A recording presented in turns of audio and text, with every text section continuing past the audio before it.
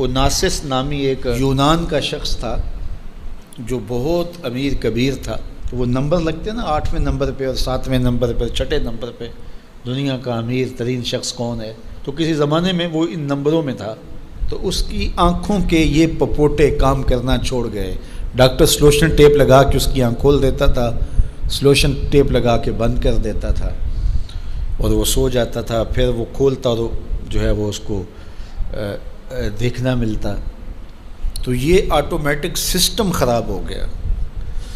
تو کسی نے اوناسس سے ایک دن پوچھا کہ تیری زندگی کی سب سے بڑی خواہش کیا ہے؟ یہ جہازوں کے بیڑے تیرے ہیں، یہ اتنے بڑے کاروبار ہیں، تا حد نظر پھیلے ہوئے بنگلے، اتنا کچھ، تو کوئی خواہش رہ گئی ہے؟ اس نے کہا ہاں ایک میری خواہش رہ گئی ہے. تو سننے والے نے کہا کہ کیا؟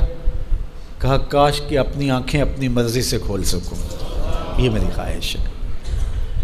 تو اس نے کہا کہ اگر اس کے لیے تجھے کوئی پیسے لگانے پڑے تو کتنے کو پیسے لگائے گا؟ کہا ساری دولت لگا دوں گا.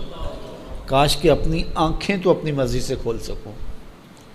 تو میرے ان دوستوں میں سے کئیوں کو آج یہ احساس ہوا ہوگا کہ یہ بھی کوئی نعمت ہے. اور جو 24 گھنٹے ہمارے ساتھ ہے، تو اتنی نعمتیں ہیں ہمارے اوپر اللہ کی، اور اس کو ہم اپنے حساب سے چھوٹا یا بڑا کہہ لیتے ہیں، لیکن وہ اتنی بڑی ہیں کہ اگر وہ چھن جائیں تو پھر پتہ چلتا ہے کہ جو ہے وہ کتنی بڑی نعمت سے ہم محروم ہو گئے. وہ میرے ایک ملنے والے ہیں، ان کے منہ میں لعاب کی مقدار کم ہے، جس کو ہم نے کبھی سوچا بھی نہیں کہ یہ بھی کوئی نعمت ہے. یہ قدرتی گریس ہے جو منہ کو تر رکھتی ہے اور بولنے میں مدد ملتی ہے، اور نظام انہضام کو اس سے بہت زیادہ فائدہ پہنچتا ہے. لیکن ان کا مسئلہ کیا ہے کہ مقدار کم ہے. تو اب وہ 5-7 منٹ نہیں بول سکتے، بولیں گے تو جو ہے وہ سارا منہ خشک ہو جائے گا. میاں مسئلہ کیا ہے؟ لعاب کم آتا ہے، لعاب کی مقدار تھوڑی ہے.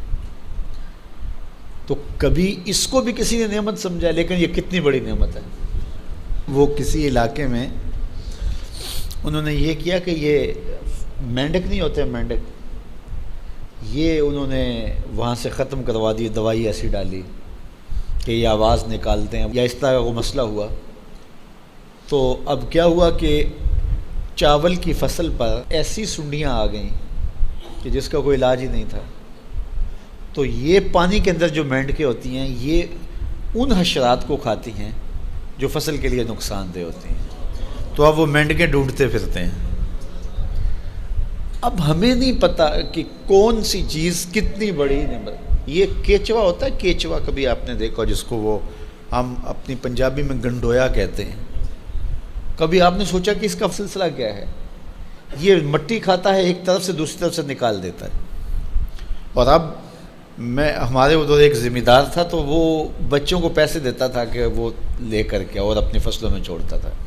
اس کو کسی ماہر نے بتایا کہ یہ زمین کی زرخیزی کا جو ہے وہ سبب ہے کہ ایک طرف سے کھاتا ہے دوسری طرف سے نکال دیتا ہے، اور وہ مٹی اتنی زرخیز ہوتی ہے کہ دوسری مٹی میں جب ملتی ہے تو کیمیائی کھادیں بھی وہ کام نہیں کرتی جو یہ کیچوا کام کرتا ہے.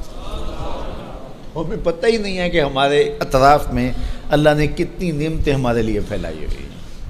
تو اس لیے اس کا ایک نظام ہے. یہ دنیا کچھ نہیں ہے، اللہ کے قبضے میں سب کچھ. تو سب سے بڑی بات یہ ہے کہ اللہ آپ کو خیر کی راہ عطا کر دے.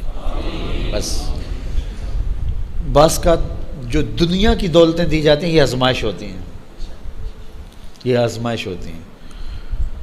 تو جو آپ کو کسی سے نیکی کرنے کی توفیق مل جائے، کسی کی مدد کرنے کی توفیق مل جائے، کسی دکھی کے کام آنے کی توفیق مل جائے، کسی کی جان بچانے کی توفیق مل جائے، تو یہ بہت بڑی دولت ہوتی ہے.